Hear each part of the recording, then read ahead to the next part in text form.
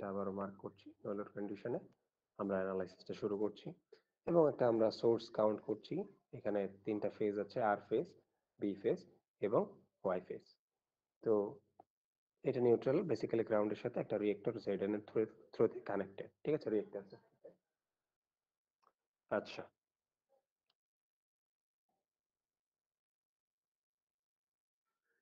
যিনি আমার সাথে কো হোস্ট আছেন তিনি যারা জয়েন করতে চায় তাদেরকে জয়েন করাবেন, ঠিক আছে। আমি বারবার তো আসলে ওখানে যাইতে পারবো না, তো আপনারা কাইন্ডলি এটা একটু জয়েন করাই ফেলবেন। আর এই এলএলজি ফল্টের ক্লাসটা আপনারা রেকর্ড করে ফেলেন, ঠিক আছে। তাহলে আলটিমেটলি আনসিমেট্রিক্যাল ফল্ট পুরোটাই একটা রেকর্ডেড ভার্সনে চলে আসবে একদম শুরু থেকে, সিমেট্রিক্যাল কম্পোনেন্ট থেকে একদম আনসিমেট্রিক্যাল ফল্ট সবগুলো লেকচার তাহলে ভিডিও লেকচার আকারে হয়ে যাবে। আপনাদের পরীক্ষার সময় রিভিশনে এটা ডেফিনেটলি খুব ভালো কাজ করবে। যাই হোক, তো যে জিনিসটা বলতে যাচ্ছিলাম, তো এটা basically three phase source as usual আমরা দিয়েছি। তারপর আমরা কন্ডিশনটা কি করব, এল এল জি ফল্ট, অর্থাৎ দুইটা লাইন শর্ট হয়ে এই গ্রাউন্ডের সাথে কানেক্ট হয়ে গেছে, ঠিক আছে। এই কন্ডিশনটা অ্যানালাইসিস করব।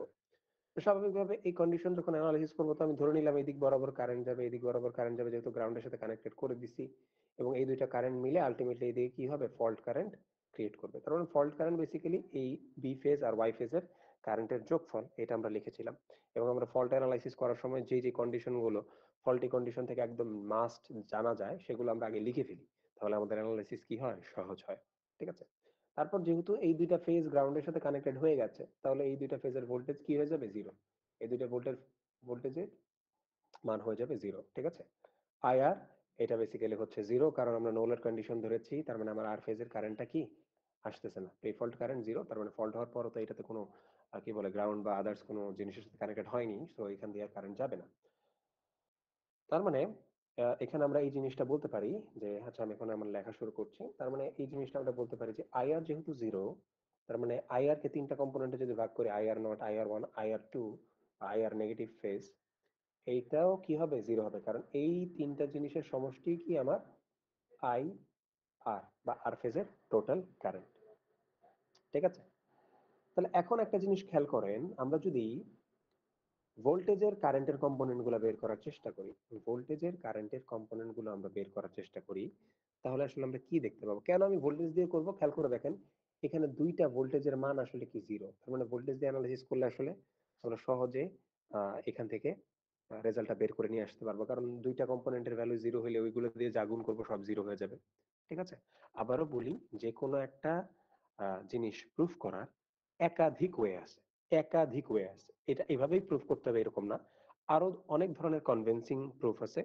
তো আমার কাছে এই প্রুফটা বা যে প্রুফটা আমি দেখাবো বা ডিরাইভেশনটা আমি দেখাবো, সেটা আমার কাছে সহজ মনে হয়েছে এবং মাচ মোর কনভেনিয়েন্ট মনে হয়েছে, that's the reason I am এইটাই আমি হচ্ছে আপনাদেরকে দেখাচ্ছি, ঠিক আছে। বাট এটা মনে করার কোনো কারণ নাই যে এইভাবেই প্রুফটা দিতে হবে বা এভাবে না দিলে হবে না, no, it's not like that. যে কোনো ভাবেই আপনি দেন না কেন, লজিক্যাল যে কোনো ওয়েতেই আপনি বেসিক্যালি যে কোনো একটা ডিরাইভেশন কি করতে পারেন, প্রুফ করতে পারেন, তবে ডেফিনেটলি ওইটার মানে লজিকটা স্ট্রং হইতে হবে, ঠিক আছে। সো আমরা এই জিনিসগুলো দেখে ফেলতে পারি। তো এটা এটা আমি হচ্ছে বক্স করে দিই, কারণ এটাও আমাদের একটা আন্ডারস্ট্যান্ডিং। সো আমরা হচ্ছে ভোল্টেজের কাজ করি, ভোল্টেজটা নিয়ে কাজ করি একটু। সো আমরা এই জিনিসটা লিখতে পারি, যেহেতু আমাদের ফেজ ভোল্টেজ গুলো জিরো, তার মানে আমরা কম্পোনেন্টের ভোল্টেজ গুলো বের করার চেষ্টা করি, নর্মালি আমরা এইটাই করি প্রত্যেকবার, কারণ সিকোয়েন্স, যে পজিটিভ নেগেটিভ জিরো সিকোয়েন্সের যে নেটওয়ার্ক গুলো আছে সেগুলোকে কিভাবে কানেক্ট করতে হবে সেগুলো আমরা বোঝার চেষ্টা করি। তাহলে আমরা লিখে ফেলি যে আর ফেজের জিরো সিকোয়েন্সের ভোল্টেজ, আর ফেজের পজিটিভ সিকোয়েন্সের ভোল্টেজ, আর ফেজের নেগেটিভ সিকোয়েন্সের ভোল্টেজ, এই ভোল্টেজের ম্যাট্রিক্সটা হবে 1/3 অফ 1 1 1 1 1, এগুলো আমরা জানি। তারপর জানি হয় ফেজ থেকে কি বলে, সিমেট্রিক্যাল কম্পোনেন্ট থেকে আমরা যদি ফেজ বের করি তাহলে 1/3 হয় না, এবং এখানে হয় 1 আলফা স্কোয়ার আলফা, কিন্তু আমরা যখন ফেজ থেকে সিমেট্রিক্যাল কম্পোনেন্ট বের করি তখন এখানে 1/3 আসে এবং এখানে হয় 1 আলফা আলফা স্কোয়ার, পরেরটা হয় আলফা স্কোয়ার আলফা, ঠিক আছে। এই জিনিসটা মনে রাখতে হবে, আমিও প্রায় ভুলে যাই, বাট এটা একটু মনে রাখতে হয় আর কি। তাহলে এখানে হবে ভি আর, ভি ওয়াই এবং কি ভি বি, ওকে, এটা হবে আমার ম্যাট্রিক্সটা। নাও গেস হোয়াট, আমরা কিন্তু একটু আগে এখানে লিখে আসছি যে বিবি ফেজ আর বিওয়াই ফেজের ভ্যালুটা জিরো ভোল্টেজের, তাহলে এইটা জিরো, এইটাও জিরো। আলটিমেটলি যদি জাস্ট এই ম্যাট্রিক্সটাকে আমি রিপ্লেস করি, তাহলে এইটার বদলে আমি এখানে লিখতে পারি ভি আর 0 0, একদম easy, as easy as that. তো এটা যদি লিখি তাহলে আপনি খেয়াল করে দেখেন, আমি ভিআর এর মানটা বের করার চেষ্টা করি।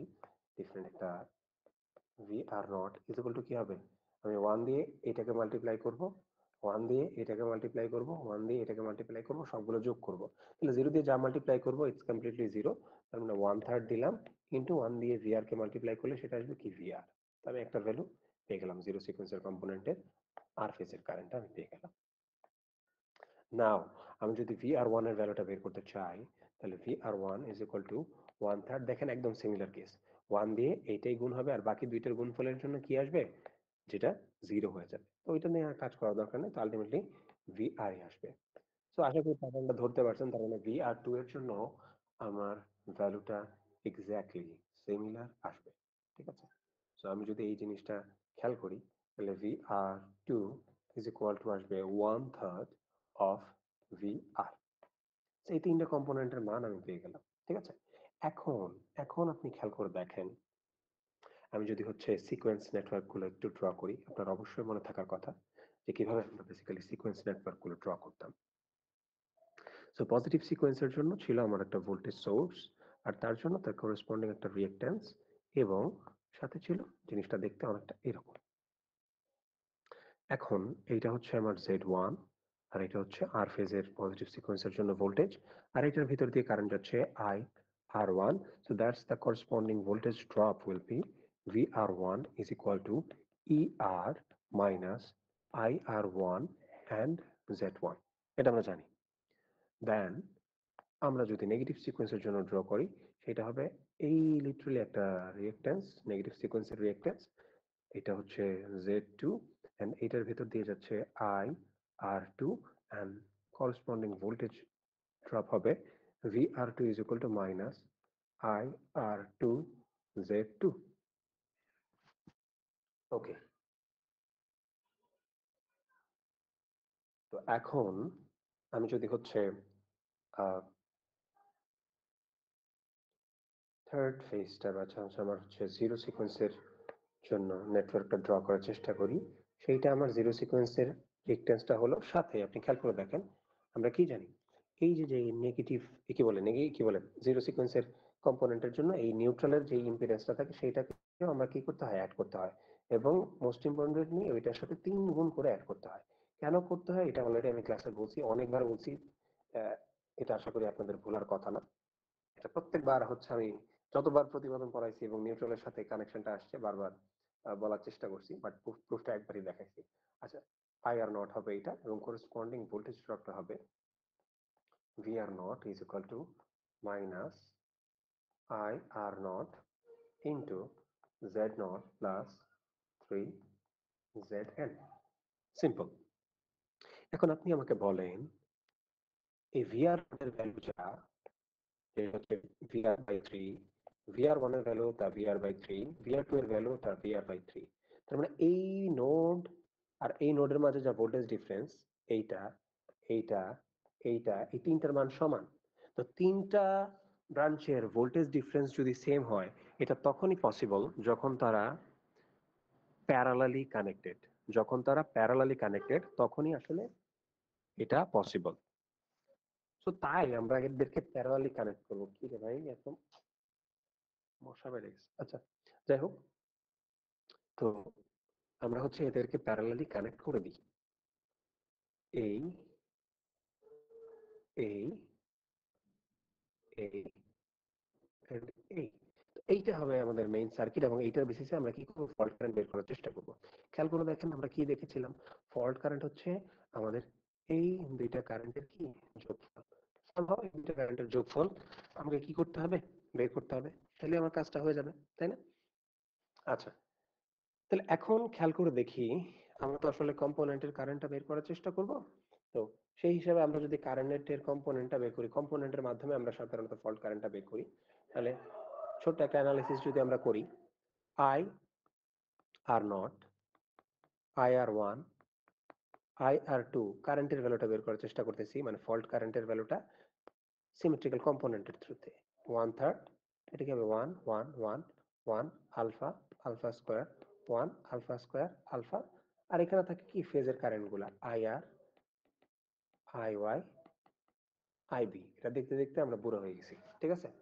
এখন গেস হোয়াট, এখানে একটা সুন্দর জিনিস আমরা খেয়াল করছিলাম, এই আই আর এর ভ্যালুটা কি জিরো। এখানে ভ্যালুটা আপনি জিরো বসায় দেন। তাহলে জিরো যদি বসায় দেন তাহলে আলটিমেটলি আই আর নট এর ভ্যালুটা যদি আমরা বের করতে চাই, তাহলে আই আর নট এটার ভ্যালু আসছে 1/3 অফ 1 দিয়ে এটাকে মাল্টিপ্লাই করি আই আর,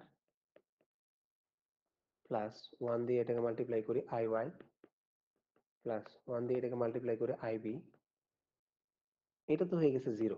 তার মানে এখানে বাকি থাকতেছে 1/3 of I Y plus I B. এবং আপনি গেস হোয়াট, আমি তো দেখে আসছি এখানে I Y plus IF. B. কেউ কিছু বলতেছেন? কেউ কি কিছু বলতেছেন? জি স্যার, আইএফ বলছিলাম, আইএফ। ও আচ্ছা। মানে কাইন্ডলি হঠাৎ করে কথা বললেন না, হ্যাঁ? আমি চমকায় উঠি তো। মানে হাত তুইলেন, জি স্যার, বলে বলে ফেলছি। মানে হাত তুইলেন, তারপর আমি হয়তো রেসপন্স করতে দিব। বাট হুট করে আওয়াজ হলে আমি একদম একটা কি বলে সাইলেন্ট রুমে আছি, তো তো হঠাৎ করে আওয়াজ হলে আমি আসলে এটা আমারই দুর্বলতা, আমি আসলে হুট করে চমকায় উঠছি আর কি, ঠিক আছে? ইটস কমপ্লিটলি ফাইন, আপনারা একটু হাত তুইলেন, আমি হচ্ছে ইনশাল্লাহ তখন রেসপন্স করতে বলবো, ঠিক আছে? আচ্ছা। আহ আহ তো ঠিক আছে। তো I Y plus I B এটার ভ্যালু আমরা পেয়ে যাচ্ছি।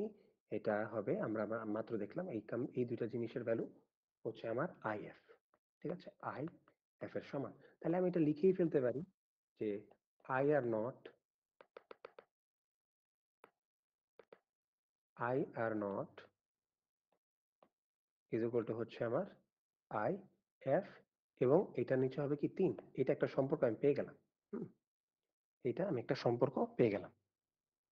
তো এই সম্পর্কটাকে কাজে লাগিয়ে আমি হচ্ছে আমার ফার্দার কাজটা করব। খেয়াল করে দেখি, এই সার্কিটটার দিকে তাকান। এই সার্কিটটাকে একটু সিম্পলিফাই করে আমরা চাইলে লিখতে পারি। হ্যাঁ, দেখেন এই দুইটা ব্রাঞ্চ কি আছে, প্যারালালে আছে।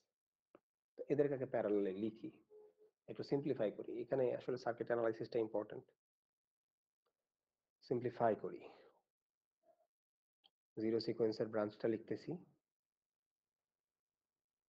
এইটা হচ্ছে জিরো সিকোয়েন্সের ব্রাঞ্চ, যেটা দিয়ে কারেন্ট এদিক দিয়ে বেরোচ্ছে। এটা হচ্ছে এইটা 3ZN। হুম,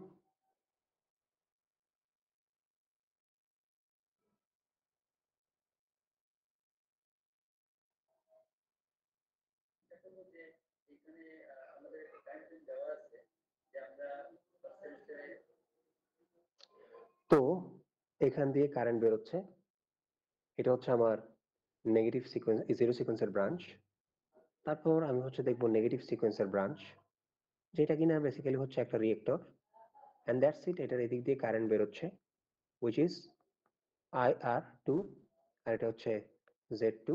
আর এটার ভিতর দিয়ে কারেন্ট বেরোচ্ছে আই আর নট, ঠিক আছে? তারা বেসিক্যালি আছে প্যারালাল কানেকশনে। তো তারা প্যারালাল কানেকশনে থাকলে এইটা দুইটা যেই টার্মিনাল, এইটাও বেসিক্যালি কি সেম টার্মিনাল, ঠিক আছে? এটাও বেসিক্যালি সেম টার্মিনাল। হুম,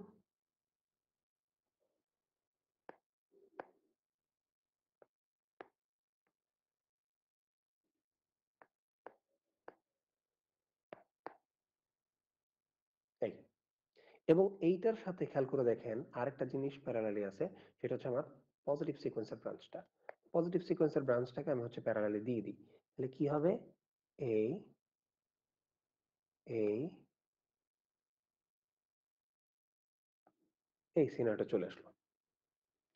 তো আমি এটাকে যদি একটু মডিফাই করে লিখি, যে কি করলাম, এটাতে এইভাবে না লিখে এটা উঠাই দিলাম। তারপর এইটাতে কি করলাম, এই জায়গায় না লিখে এই জায়গা থেকে এইভাবে টেনে লিখলাম। তাহলে খেয়াল করে দেখেন এখনো কিন্তু কি এটা সেমই আছে, এটা আসলে আমারই কোনো চেঞ্জ হয়নি। তারপরে কি করলাম, এটা আরেকটু লম্বা করে দিলাম। হোয়াট অ্যাবাউট জিনিসটাকে এইভাবে লিখি, তাইলেও কি এটা সেমই আছে, ঠিক আছে? তাইলেও এটা কি আছে, সেমই আছে। তো এখন খেয়াল করে দেখি, যদি জিনিসটাকে এখন একটু মডিফাই করি, যে হোয়াট অ্যাবাউট আমি এটাকে এই জায়গায় না রেখে, এটাকে এই জায়গায় না রেখে রিয়েক্টরটা এই জায়গায় নিয়ে আসি, এন্ড ভোল্টেজ সোর্সটাকে এই জায়গায় দিয়ে দিই। তাহলে কিরকম হবে দেখতে? তাহলে ভোল্টেজ সোর্সটাকে এই জায়গায় দিয়ে দিলাম, আর রিয়েক্টরটাকে কি এই জায়গায় দিয়ে দিলাম, তাইলেও কিন্তু এটা সেম জিনিসই আছে।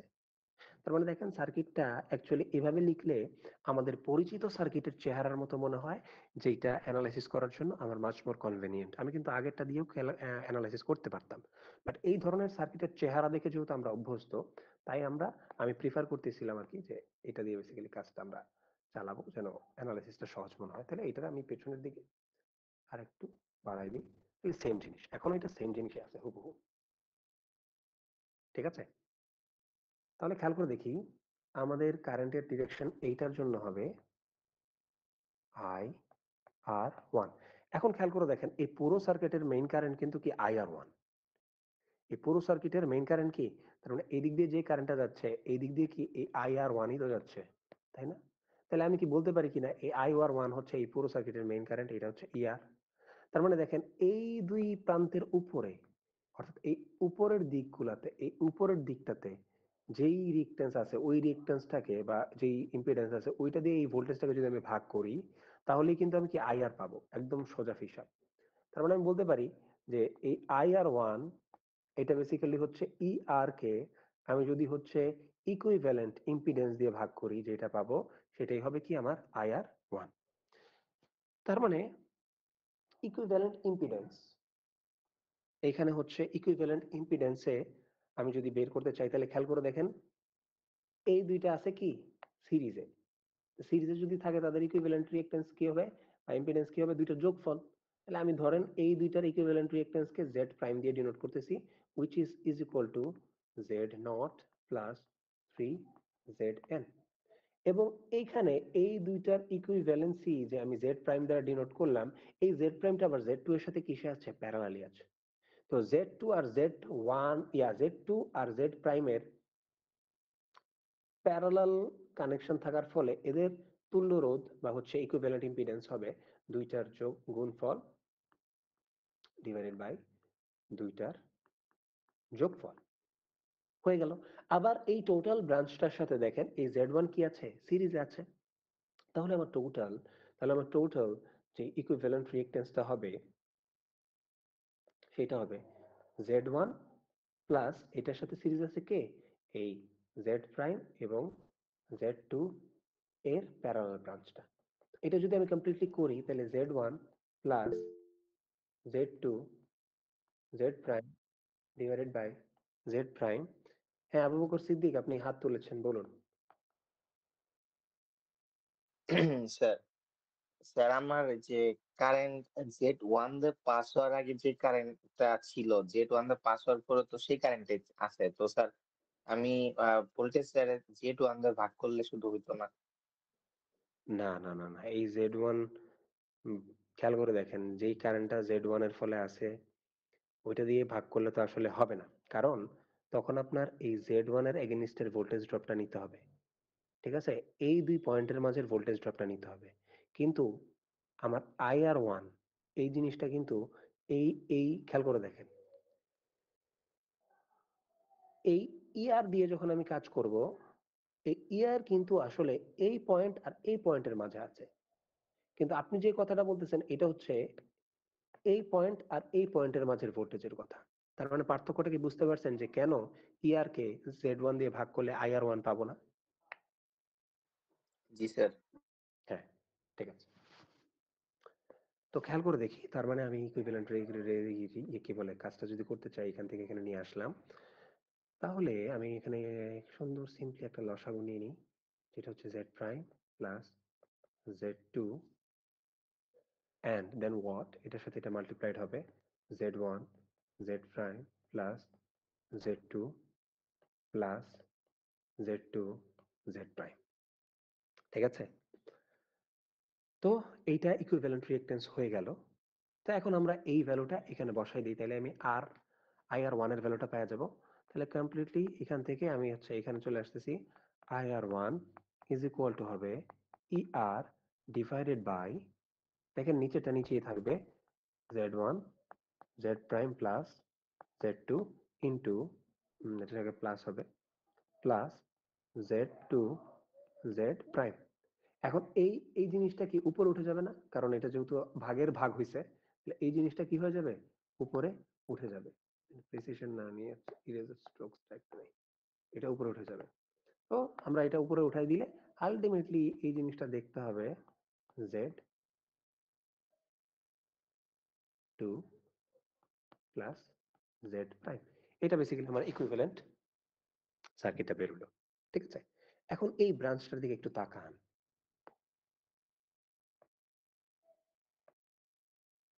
এই ব্রাঞ্চটার দিকে একটু তাকান, এগুলো একটু মুছে ফেলি। খেয়াল করেন এখানে একটা জাংশন আছে। হুম, দুইয়ের অধিক নোড মানে ব্রাঞ্চের নোড যেখানে মিলিত হয়, একদম সিম্পল ওয়েতে বলতেছি, দুইয়ের অধিক ব্রাঞ্চের নোড যেখানে মিলিত হয় ওইটাই কি আমার একটা জাংশন। হুম, তো ওই হিসাবে এইটা কিন্তু আমার একটা জাংশন। এখানে এইখান থেকে কারেন্ট আসতেছে, এখান থেকে কারেন্ট আসতেছে, এখান থেকে কারেন্ট আসতেছে। সো এই জাংশনের ক্ষেত্রে আমরা খুব সুন্দরভাবে কিন্তু এই কেসিএল এর ফর্মুলাটা কি করতে পারি, অ্যাপ্লাই করতে পারি। কেসিএল এর ফর্মুলাটা কি ছিল, যে এই সিনারিওতেই যাই, যে মনে করেন এটা একটা রেজিস্ট্যান্স, এইটা আরেকটা রেজিস্ট্যান্স, এইটা আরেকটা রেজিস্ট্যান্স। তো এইখান দিয়ে একটা কারেন্ট আসতেছে, ধরলাম সেটা হচ্ছে I1, আর এদিক দিয়ে দুইটা কারেন্ট বের হয়ে যাচ্ছে, এটা হচ্ছে ধরলাম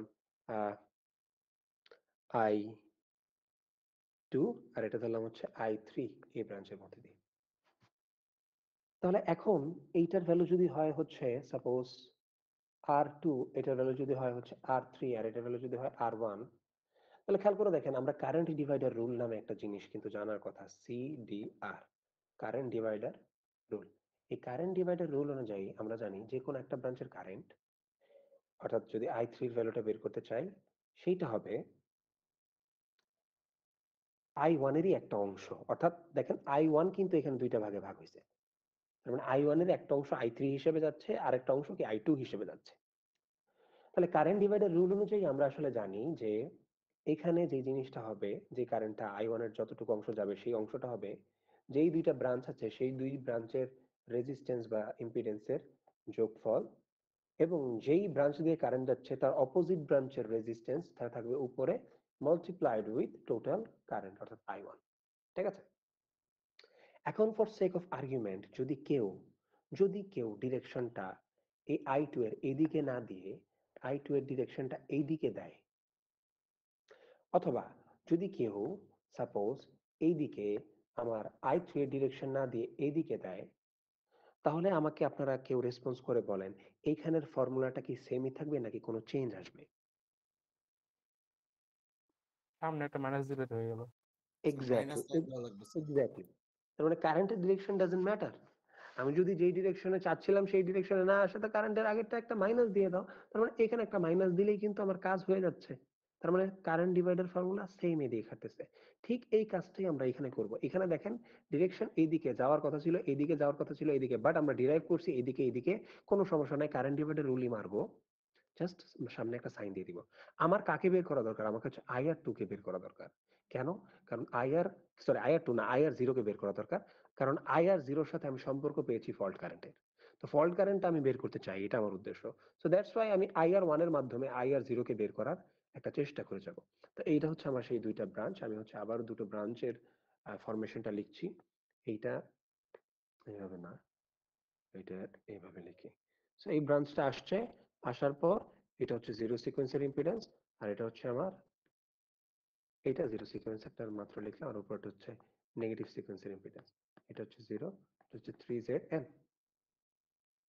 ঠিক আছে, এদিক দিয়ে কারেন্ট আসছে IR1, আর এদিক দিয়ে IR0, আর এদিক দিয়ে IR2।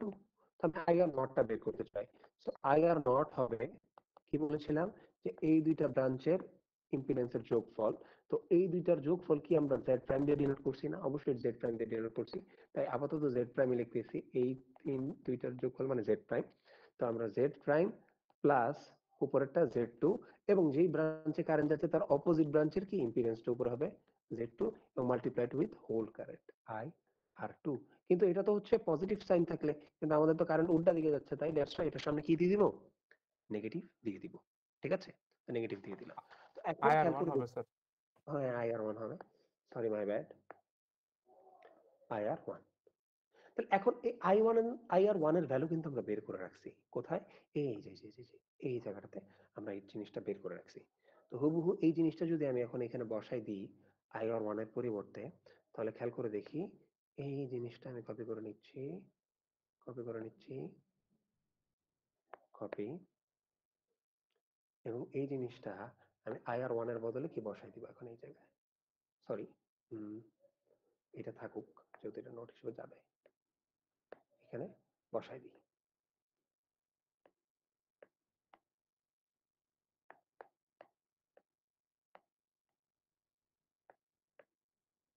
এখানে বসাই দিলাম।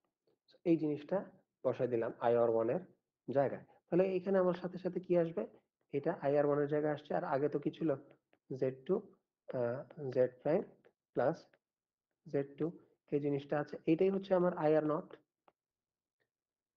সো দেখেন এখানে একটা জিনিস কাটাকাটি যায়, সেটা হলো এখানেও Z2 প্লাস Z প্রাইম, এখানেও Z2 প্লাস Z প্রাইম, এটা কাটাকাটি। তো তার মানে আবার IR নট এইটা ইজ ইকুয়াল টু আমরা কি দেখছিলাম, IF বাই 3।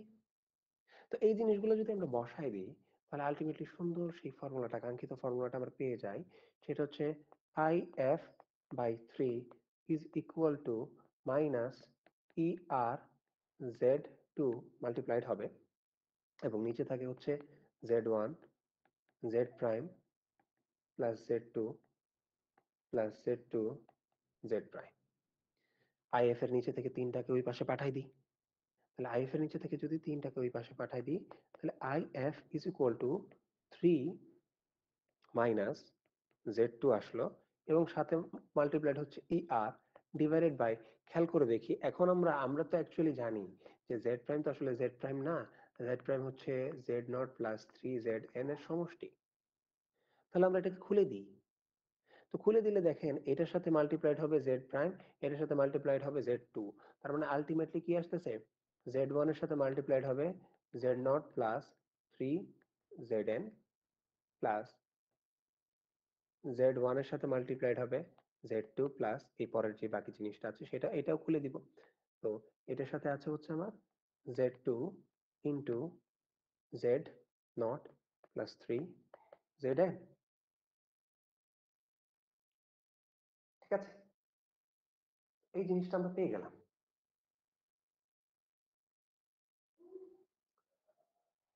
এখন আমরা একটু গুছাই লিখি, হ্যাঁ, IF ইজ ইকুয়াল টু হচ্ছে Z1 Z2 plus Z2 Z0 plus 3ZN plus Z0 plus 3ZN into Z1, আর উপরে আছে minus 3ER into Z2। So এইটাই হচ্ছে আমাদের সেই কাঙ্ক্ষিত মহা ফর্মুলা, ঠিক আছে, এটাই হচ্ছে আমাদের কাঙ্ক্ষিত সেই মহা ফর্মুলা, যেটার মাধ্যমে আমরা ফল্ট কারেন্ট বের করব ফর হোয়াট, LLG, অর্থাৎ সিঙ্গেল লাইন টু গ্রাউন্ড ফল্টের জন্য আমার ফল্টের ফর্মুলা হচ্ছে এইটা। সো কারো কি কোনো প্রশ্ন আছে কিনা, তাহলে আমরা প্রবলেম সলভিং এ চলে যাব যদি না থাকে।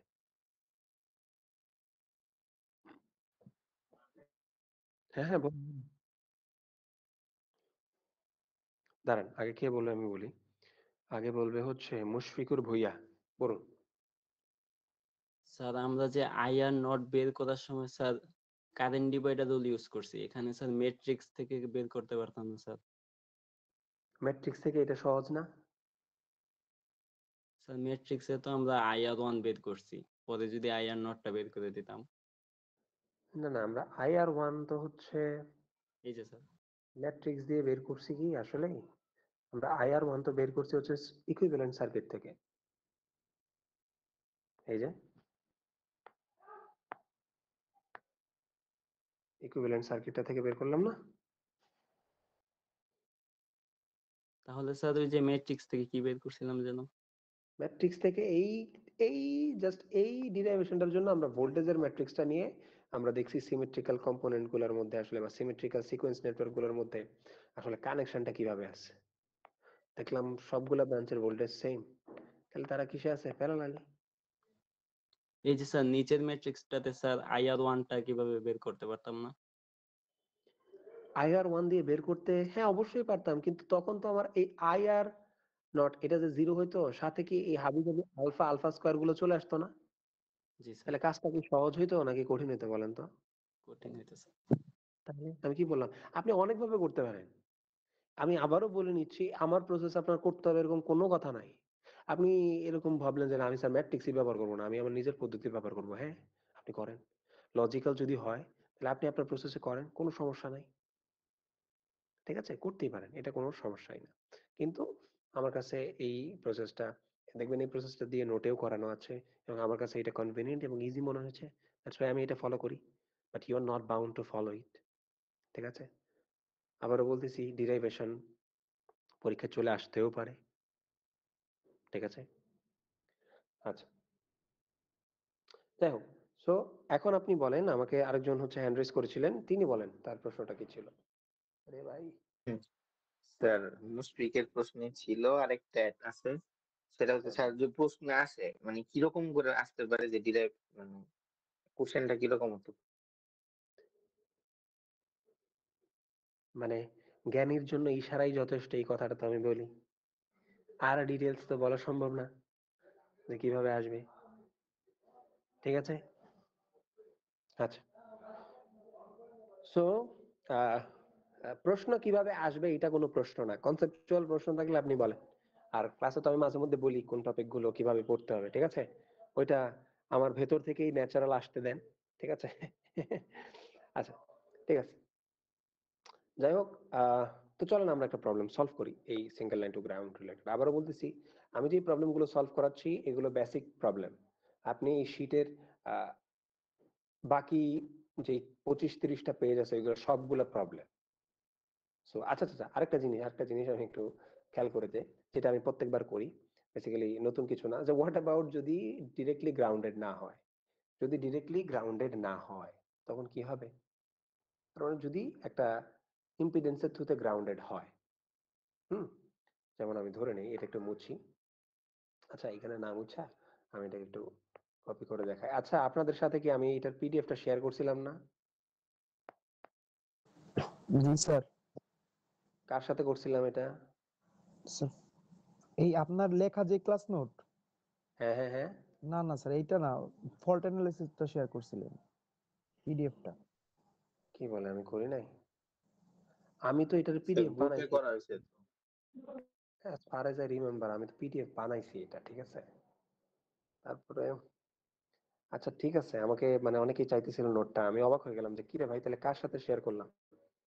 আচ্ছা ঠিক আছে, আমি আবারও করে দিব, কোনো সমস্যা নাই, বাট মেক শিওর যেন আপনারা এগুলো প্রপারলি স্টাডি করেন, ঠিক আছে। আচ্ছা, আহ, হুম, তো এখন এখন যে জিনিসটা বলতে চাচ্ছিলাম, যে হোয়াট অ্যাবাউট এটা ডিরেক্টলি গ্রাউন্ডেড হয় নাই, এটা গ্রাউন্ডেড হয়েছে থ্রু সাম রিঅ্যাক্ট্যান্স বা ইম্পিডেন্স। ইম্পিডেন্সই ধরি জেনারেলাইজড, কোন একটা ইম্পিডেন্সের থ্রুতে এটা গ্রাউন্ডেড হয়েছে। তার মানে ফল্ট কারেন্টটা এখন এইটা, আর এই ফল্ট ইম্পিডেন্সটা ধরলাম জেড এন।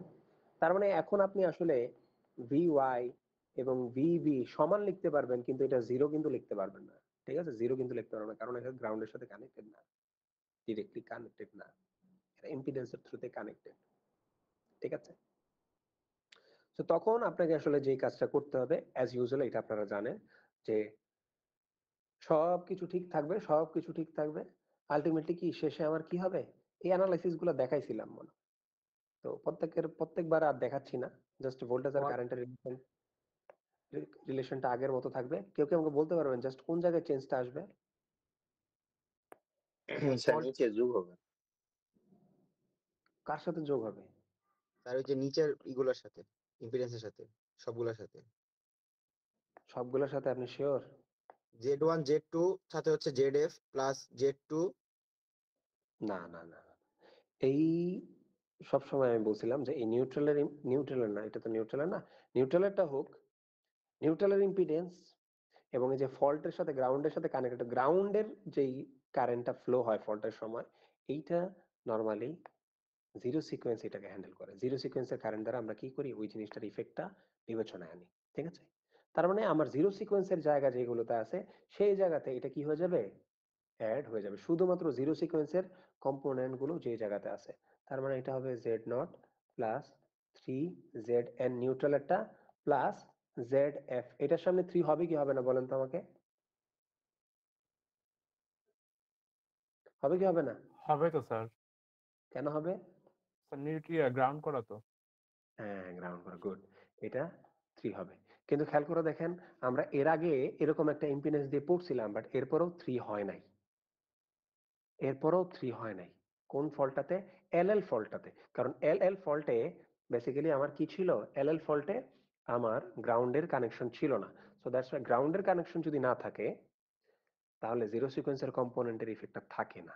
হুম, কিন্তু যদি জিরো সিকোয়েন্সের কম্পোনেন্টের ইফেক্টটা না থাকে, ওইটা হচ্ছে নিউট্রালের সাথে কানেক্টেড, রিঅ্যাকট্যান্সটা আমরা অ্যাভয়েড করতে পারি। কিন্তু যদি ফল্টের ডিরেকশনটাতে বা ফল্টের জায়গাটাতে ফল্ট ইফেক্ট কি বলে, ফল্ট ইম্পিডেন্স বা ফল্ট রিঅ্যাকট্যান্স যেটাই হোক না কেন থেকে যায়, যদি এটা এলএল ফল্ট হয় তাহলে শুধু ওই ইম্পিডেন্সটা যোগ হবে। যদি সেটা এলএল ফল্ট হয় শুধু ওই ইম্পিডেন্সটা যোগ হবে, এই যে এই কথাটা বলতে যাচ্ছিলাম, কিন্তু দেখেছিলাম যদি দেখেন এলএল ফল্ট, ফল্ট ইম্পিডেন্সটা যোগ হয়েছে, জাস্ট এইটাই যোগ হয়েছে, 3 অ্যাড হয় নাই, কারণ এটা গ্রাউন্ডের সাথে কানেক্টেড না। কিন্তু এছাড়া বাকি যতগুলাতে আমরা এই ফল্ট ইম্পিডেন্স অ্যাড করছি, এসএলজি ফল্ট বা এই আজকে যেটা এলএলজি ফল্ট দেখলাম, এগুলো কিন্তু জি আছে, শেষে কি আছে, জি আছে। তো জি থাকার কারণে এদের সাথে এই ফল্ট ইম্পিডেন্সটা কানেক্টেড হলেও কি হবে, 3 দিয়ে মাল্টিপ্লাইড হয়ে কানেক্টেড হবে। ঠিক আছে, এই শর্ট জিনিসটা আপনাদের মাথায় রাখা দরকার। So now let's dive into problem solving. আমরা চলেন একটা প্রবলেম সলভ করি। আবারও বলতেছি, আমি যে প্রবলেমগুলো সলভ করাচ্ছি এগুলো বেসিক আন্ডারস্ট্যান্ডিং এর জন্য, কিন্তু আপনাকে অবশ্যই সেটার বাকি প্রবলেমগুলো সলভ করতে হবে যদি আপনি ফাইনাল পরীক্ষায় একটা কি বলে সফলতা অর্জন করতে চান। ঠিক আছে, প্রবলেম সলভ করতে হবে, প্রচুর সলভ করতে হবে। এই শীটের প্রবলেমগুলো বুঝে বুঝে সলভ করেন, ইনশাল্লাহ আপনার পরীক্ষা ভালো হবে আমার মনে হচ্ছে। ঠিক আছে, আমার মনে হচ্ছে আপনার পরীক্ষা ভালো হবে যদি বুঝে বুঝে এই টাইপের প্রবলেমগুলো আপনি সলভ করতে পারেন। হুম, আচ্ছা, এই পেজে রাখা তো লাভ নাই, এই পেজে আর এটা নিতেও পারছি না, কি করব, করব কাট পেস্ট। সো এই প্রবলেমটার দিকে আমরা একটু তাকাই। আচ্ছা, একটু বড় করি।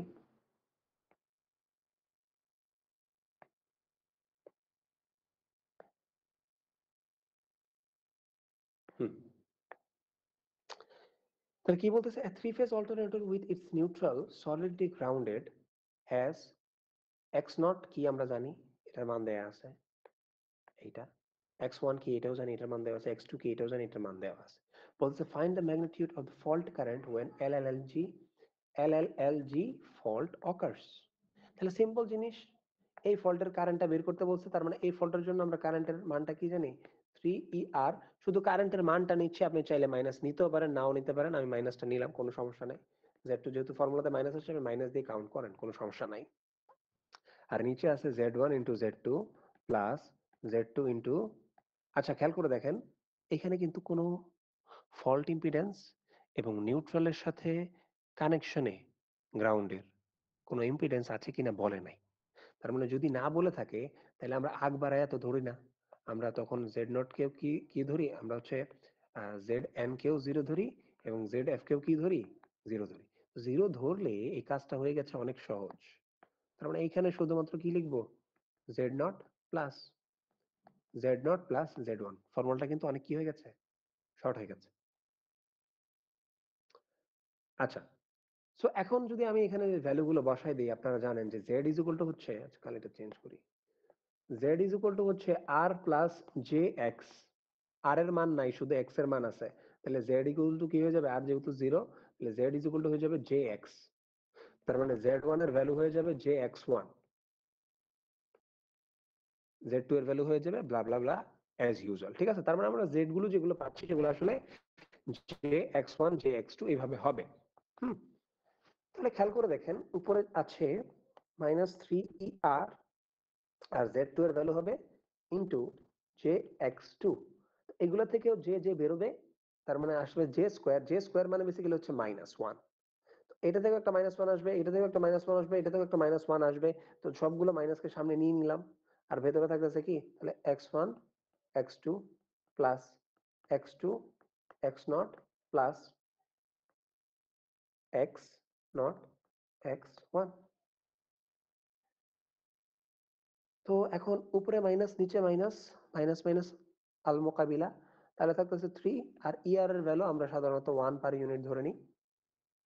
আর এখানে আছে আমার J এর মান, আমার x2 এর মান আমাকে দেয়া আছে 0.1 পার ইউনিট। আরে ভাই গেল কোথায় রে? 0.1 পার ইউনিট। তাহলে এটা মাল্টিপ্লাই করে দিলাম 0.1 per unit divided by x1 এর ভ্যালু হচ্ছে 0.2 আর x2 এর ভ্যালু হচ্ছে 0.1। হ্যাঁ হ্যাঁ বলেন, 0.1 ইন্টু 0.05। হাত তুলছেন একজন, বলেন। স্যার ইয়ার এর ভ্যালু যেটা স্যার ওই যে সময় হচ্ছে এটার ফলটা পড়াইছিলেন তখন বলে দিছিলেন যে ইয়ার ইজ ইকুয়াল টু 1, ওইখান থেকে কি 1 ধরা হয়? হ্যাঁ হ্যাঁ, নর্মালি আমরা 1 পার ইউনিটই ধরি আপনার পার ফেজের ভোল্টেজ গুলা। প্লাস আদার স্পেসিফাই যদি করে কিছু বলে দেয়, তাহলে আমরা শুরুতে আমরা কিন্তু আপনি আপনি মনে করেন আমরা অ্যাজাম্পশনে কিছু ধরেছিলাম, কিছু জিনিস খেয়াল আছে কি আপনাদের? জি স্যার। তো এখানে আমরা এই জিনিসটা ধরে, আদারওয়াইজ যদি কিছু বলা না থাকে আমরা এটাই ধরে নিই আর কি, ফেজ ভোল্টেজ। আর আমরা তো এটা সোর্স সাইডের থেকে করতেছি, সাথে আপনার লোড কন্ডিশন বা আদার্স জিনিসগুলা অ্যাভয়েড করছি আমরা ফর সিম্পলিফিকেশন। এল টু এল যে X1 ফলটা ওই রিএল এর মান বলে দেওয়া হয়েছিল যে 10.39, ওটা বলে দেওয়া হয়েছিল তার জন্য এটা তো ইয়ার ধরা হয়েছিল। কোনটা? মানে মানে এল এল এর ফল্টের যে প্রবলেমটা স্যার। এল ফল্টের প্রবলেম আছে, দাঁড়ান ওটাতে যাই। এল এইটা, হ্যাঁ স্যার ওইখানে স্যার ভিএল এর মান বলে দেওয়া হয়েছিল তার জন্য ইয়ার এর ভ্যালুটা স্যার ওইটা ধরা হয়েছিল। হ্যাঁ হ্যাঁ হ্যাঁ, ওইটা আমরা এই কারণে ধরে নিছি, কারণ এখানে স্পেসিফিক্যালি আমার ভোল্টের যে ভ্যালুটা দেওয়া আছে, ঠিক আছে? বুঝতে পারছেন আপনি? জি স্যার। এখানে ভোল্টেজের ভ্যালুটা দেওয়া আছে, একটা ভ্যালু পার ইউনিট নাই, আর আমার বেস ভ্যালু বলার দরকার নেই। কিন্তু আমরা দেখলাম যে অ্যাকচুয়াল ইউনিটেও আমরা ম্যাথটা করে ফেলতে পারবো। তো এই কারণে আসলে আমরা কোনো কিছুর ইউনিট আসলে চেঞ্জ করি না, অ্যাকচুয়াল ইউনিটই করে ফেলছি। আমি বুঝাতে পারলাম? জি স্যার। বাট পার ইউনিটে দেওয়া থাকলে নর্মালি আমরা এটাই করি, হ্যাঁ। এবং বেস ভোল্টেজটা নর্মালি ওই ফেজের যেই ভোল্টেজটা ওইটারই ধরা হয়। তাহলে আপনি আমার ভোল্টেজটাকেই যদি বেস ধরেন, আমাকেই যদি আবার পার ইউনিট বের করতে চান, তাহলে আমি কি 1 পার ইউনিট ছাড়া আর অন্য কিছু হব বলেন? না স্যার। না। এই কারণেই বেশিরভাগ ক্ষেত্রে এটা কি হয়? 1 বেশিরভাগ হয়। ক্ষেত্রে এটা 1 হয়। ঠিক আছে? আদারওয়াইজ যদি স্পেসিফিক্যালি বলে না দেয় যে তুমি এই সিনারিও তুমি ওই ভোল্টেজটারে বেস ধরবা, তাইলে আসলে তখন আপনাকে ওই ER এর পার ইউনিট ভ্যালুটা বের করে নিতে হবে। বাট নরমালি ওটা বলা থাকে না। আচ্ছা, সো আমরা মাল্টিপ্লাই করি এই 0. এটা হচ্ছে x1 এর ভ্যালু হচ্ছে 0.2। সো মাল্টিপ্লাই করলে আসলে যে ভ্যালুটা আসবে সেই ভ্যালুটা হচ্ছে, আমার হাতে ক্যালকুলেটর নাই, সো আমি হচ্ছে নোট দেখে আপনাকে বলে দিচ্ছি। এটার ভ্যালুটা আসবে হচ্ছে যে 8.571 পার ইউনিট। এখন যে মানে আসলে আহামরি কিছু নয়, যে কে যদি আপনি ফেজে কনভার্ট করেন এটা হচ্ছে 90 ডিগ্রি, তার মানে যে আসলে 90 ডিগ্রি ভ্যালু দেয়। আপনি যদি এটা খেয়াল করেন, এটা হচ্ছে রিয়েল অ্যাক্সিস আর এটা হচ্ছে ইমাজিনারি অ্যাক্সিস। এটা হচ্ছে আমার 0 ডিগ্রি, এটা হচ্ছে আমার +1 সংখ্যা, আর এটা হচ্ছে আমার -1, এটার ফেজ কত? 180 ডিগ্রি।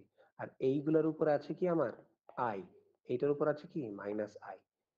এই অ্যাঙ্গেলটা কত? 90 ডিগ্রি। তাহলে -i এর অ্যাঙ্গেলটা কত? 270 ডিগ্রি, বা বলতে পারেন -90 ডিগ্রি।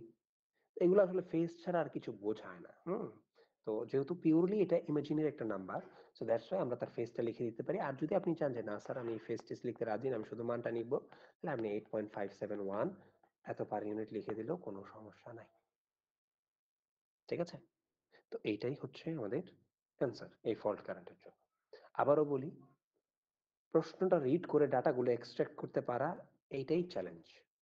এখানে তো আমি সহজে বলে দিছি, বাট হইতে পারে আপনার প্রশ্নে কোন একটা সিনারিও দিয়ে দিবে, বলবে এরকম এরকম একটা সিস্টেম আছে, ওই সিস্টেমের ওই বাসে এই ফল্ট হয়েছে, ওই ফল্টের ফলে এই প্যারামিটার গুলোর মান এই পাওয়া গেছে, এবং এই কন্ডিশনে এই মানে আপনাকে একটু পেঁচাইতে চাইবে।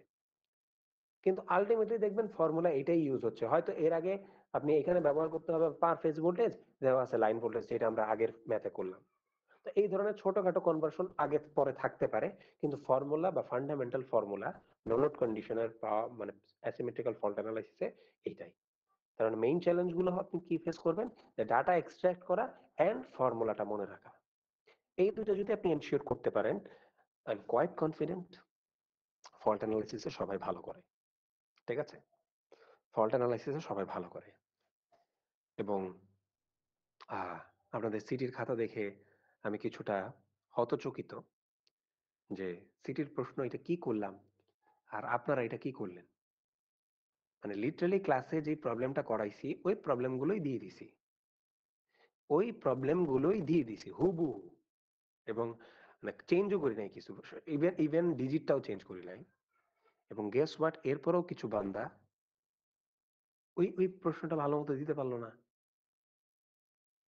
মানে এটা তো খুবই কষ্টের একটা বিষয়, খুবই কষ্টের একটা বিষয়, যে এর চাইতে সহজ প্রশ্ন আর কিভাবে হয়। আমি তো অর্ধেক ক্লাস ধরে এই প্রবলেমটাই সলভ করাইছি। মানে আপনাদের যে সিটিতে যে প্রশ্নগুলো দিয়েছি, এখানে সি সেকশন আছেন, বি সেকশন কি বলে এ সেকশন আছেন, আর বি সেকশন আছেন। অবশ্য দুই সেকশনে দুইটা প্রবলেম দিয়েছি, বাট এই দুইটা প্রবলেমই আমি করাইছি। হ্যাঁ, দুইটা প্রবলেমই ক্লাসে করাইছি। তো আবার অনেকের পরীক্ষায় ভালো হয়েছে, এবং অনেকে এসে বলতেছিল যে স্যার ইসে স্যার এটা তো করছিলাম, কিন্তু স্যার পরীক্ষার হলে এসে ভুলে গেছি। তাহলে আসলে আপনি ভালো মতো করেন নাই, আপনি ভালো মতো বুঝে বুঝে করেন নাই। এই প্রবলেমটা যে ক্লাস সিটিতে দেওয়া হচ্ছে, মনে রাখবেন এই সিটি টু সবচেয়ে সহজ সিটি ছিল, সবচেয়ে সহজ সিটি ছিল। এটা গনিমত ছিল, এটাতে 15তে 15 তোলা ছিল একদম ইজি। ঠিক আছে, তো ঠিক আছে, কারো কোনো প্রশ্ন না থাকলে আমরা ক্লাস এখানে কনক্লুড করব। আপনারা কাইন্ডলি অ্যাটেন্ডেন্সটা দিয়ে দেন। হ্যাঁ, কাইন্ডলি অ্যাটেন্ডেন্সটা দিয়ে দেন। এ সেকশন আর বি সেকশন অ্যাটেন্ডেন্স দেন। সি সেকশনের অ্যাটেন্ডেন্স দিলেও আমি কাউন্ট করব না, কারণ আপনাদের এটা অফিসিয়াল ক্লাস না, এই লেকচারটা আপনাদেরকে পড়ায় ফেলছি আমি। ঠিক আছে।